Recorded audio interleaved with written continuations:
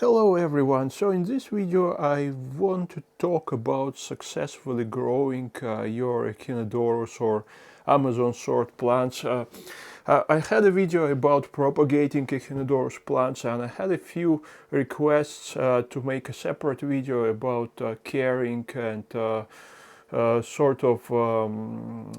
successfully growing your Echinodorus plants. So this is what I will be talking about in this video, and this is mostly based on my own experience. So this is not some sort of science, and don't consider me an expert on growing Echinodorus plants. I will just be sharing my experience. So right now you're looking at my Echinodorus argentinensis mother plant, and I will be using it as an example, but pretty much everything that I'm going to say will be applicable to most other Amazon sword plants, and it's just basically I would say, well, I have a lot of Echinodorus argentinensis plants growing underwater, growing immersed, growing in various other containers, which I will probably show you in some other videos. But to be honest, and I think I'm just looking around my other tanks, I don't have any other species of Echinodorus at the moment, so this is the only one that I have, and I will be using it as an example. So I'll probably start with the most important thing that will help you to grow your Amazon sword plant into a real giant.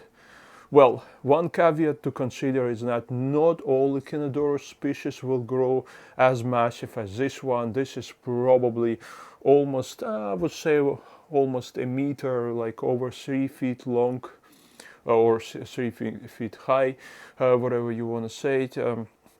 But not all Echinodorus species will grow as massive, and a lot of them will actually stay small, and some of them will actually never grow immersed, so they will always stay under the water and will never break the water surface. But also a lot of species of Echinodorus, they actually will grow immersed if they have an opportunity. So if you have an open top tank, that's what they're gonna do. And they also will grow relatively large. There are some species of Echinodorus, such as, for example, Polypholius, and I'm trying to remember, to recall others. They will actually grow even larger than Argentinensis. So, talking about the most important thing, there's one big misconception in the aquarium hobby, that Echinodorus plants or Amazon sword plants are actually heavy root feeders. All they need is a nutrient-rich substrate so that their roots feed on those nutrients stored in the substrate, and that's all they need, which is only partially true. Most of the Echinodorus plants that we have for sale are grown in aquarium plant farms, either in Asia or in Europe, if we talk about the tropical plants. And you can see that these plants are grown hydroponically, which means that their roots are not in substrate, even for mother plants. Their roots are actually in wool or in leca balls, like leca clay balls, some sort of basically container type of substrates, which don't provide any nutrition, but just provide the roots some sort of a structure to attach themselves to. However, they grow in water. They usually have relatively low levels of water in those farms, and that water contains a solution of fertilizers. So they are fertilized quite heavily through water rather than through substrate. And in many cases, as I've said, they don't even use any substrate. So what I found through quite a lot of trial and error is that Echinodorus plants will thrive. They will absolutely enjoy the conditions when you provide them both a nutrient-rich substrate, in case if you are actually using them or growing them in substrate rather than hydroponically. But most of us actually will grow Echinodorus plants in aquariums, so they will be growing in substrate. And nutrient-rich water column. So what I have in here And this is a relatively small fish tank. I think it's about 45 liters. All three of these fish tanks, and I will make a separate video about what's happening in these fish tanks, fish-wise. All three of these fish tanks are so-called IKEA fish tanks. So obviously IKEA doesn't sell fish tanks yet, but they sell shelf glasses, and there are plenty of videos online about how you can build a fish tank from using IKEA glasses. So this is an IKEA tank, about 45 liters of water it holds if it is full, but it is not full. Actually, now I've just refilled it, but normally my water level is like this, so it has about, I don't know, like 10 centimeters of a few inches of water in there, and a relatively thick layer of substrate. You can see that, well, these are actually the roots of that Echinodorus. They're quite large and powerful, and down on top of the sand, on top of the substrate, you can see there are tons of roots that just don't fit in the substrate, and they basically come out of the surface and they grow outside of the substrate. So what I have here a layer of regular potting mix. Up front it's relatively thin because the mother plant is growing in the back of this tank, so most of this potting mix, this potting compost, is in the back of the tank, so it's kind of unequally distributed, but there is about that much of potting mix in here. This is just regular stuff you can buy at a garden center, nothing special, no aquarium soils or anything. It is capped with regular pool filter sand, the cheapest you can find. And inside I also have a few pond fertilizer balls. You can buy them relatively cheap. They're considerably much cheaper than aquarium fertilizer tablets and things like that. They're basically clay balls which contain all sorts of nutrients, macro and micro. I don't want to show you the brand that I'm using because I think it's actually no brand product. So anything that will be used in ponds to fertilize for plants like lilies, water lilies and things like that will work great for Echinodorus. So the substrate I have here is relatively nutrient rich, both the layer of compost and fertilizer balls inside. You can actually see that this and this are actually sort of remnants of those pond fertilizer balls, because they are clay-like balls, and when the time goes by they start not necessarily decomposing, but kind of becoming softer, and this is what they look like within the substrate. Well, in terms of the water column, I'm using a very basic aquarium fertilizer. I'll show you what I'm using, but again, this is not a sponsored video and I'm not advertising this product. I just think this is the cheapest and quality-wise appropriate product I can find on the UK market, which is Aqua Design Plant Plus. I don't know, it's probably made in the UK, but I might be wrong. So relatively large bottle, and I actually buy it in a container which is larger than this bottle, and I just add it into this bottle.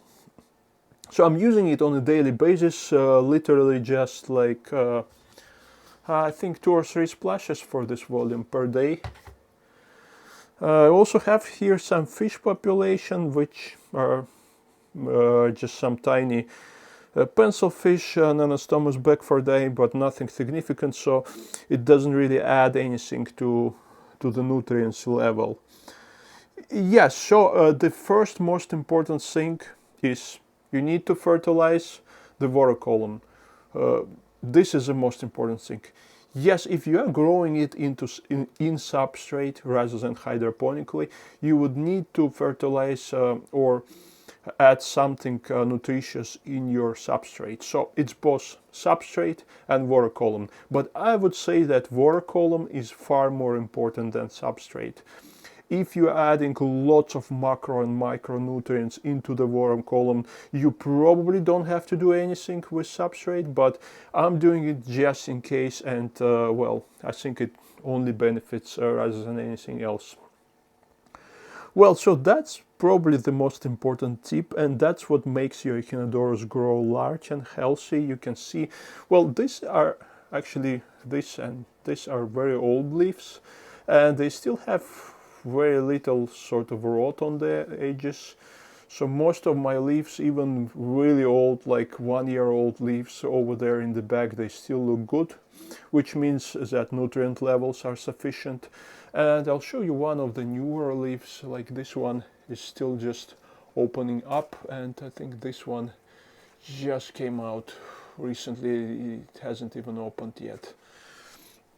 So normally this is what you want your Echinodorus mother plant to look like, and obviously mother plants, they constantly flower.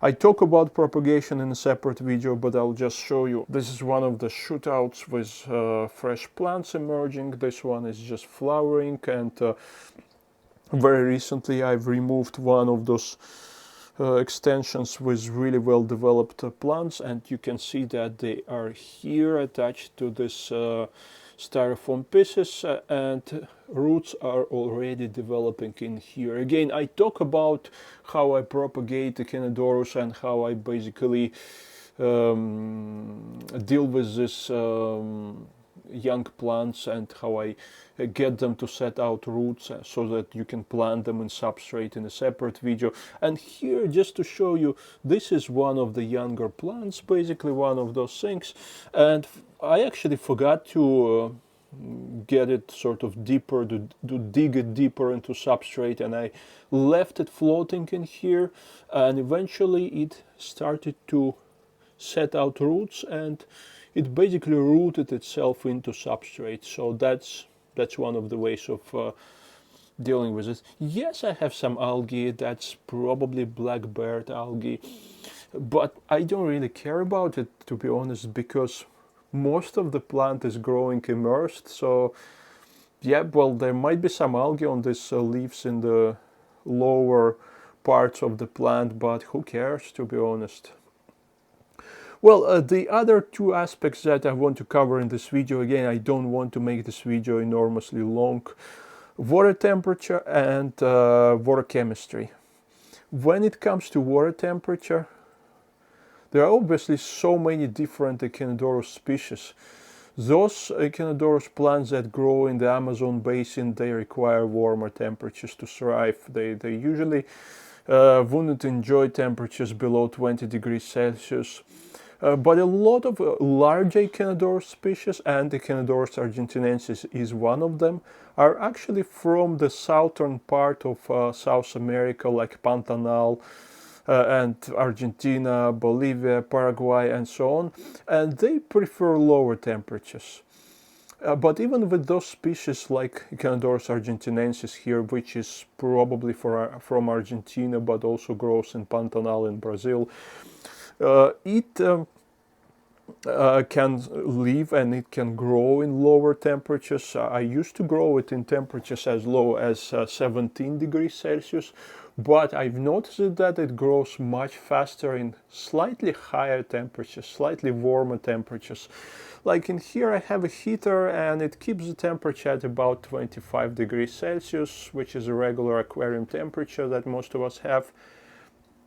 And it is feeling perfectly fine in this temperature. So that's about temperature. When it comes to water hardness, I've noticed that Echinodorus plants are very adaptable.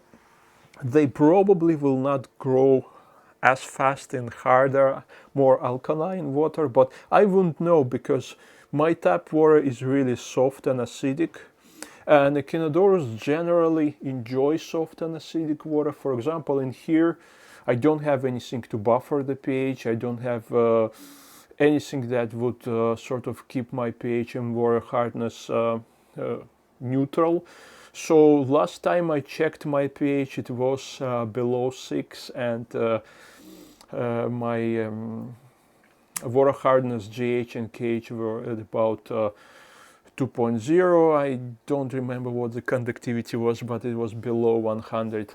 So maybe I would expect that it does help this plant to grow large and lush, but I've had it growing in tanks where I was trying to buffer my pH, where I was adding some coral sand, argonite, and things like this to keep pH more balanced. And Echinodorus argentinensis was still growing really nicely. So I don't think water hardness is important, but if you can keep it low, probably it will feel happier. So yeah, that's basically the three important things: nutrition levels, temperature, water hardness. When it comes to lights, Echinodorus plants, once they're underwater, might be sort of sensitive to the quality of lights, and you probably need some really nice quality lights if you want to grow them underwater. Like maybe CO2 will benefit them as well. But once they break the water surface, once they grow like a marginal as a riparian plant, I believe the quality of lighting that you have is not that important. So I do have here a full spectrum aquarium lights, but previously this particular mother plant was growing in my paludarium, and the lights that I had above these particular plants were just regular single color LED lights, and it was doing absolutely amazing under those lights. So when it comes to marginal plants, riparian plants, most of them will grow under any sort of a bright light, including daylight. So you shouldn't be concerned about lights too much. Well, that's pretty much it, and I hope you would find this video useful. Don't forget to leave your comments or questions. If you haven't subscribed, please subscribe. That helps. It helps this channel enormously. So I will see you soon.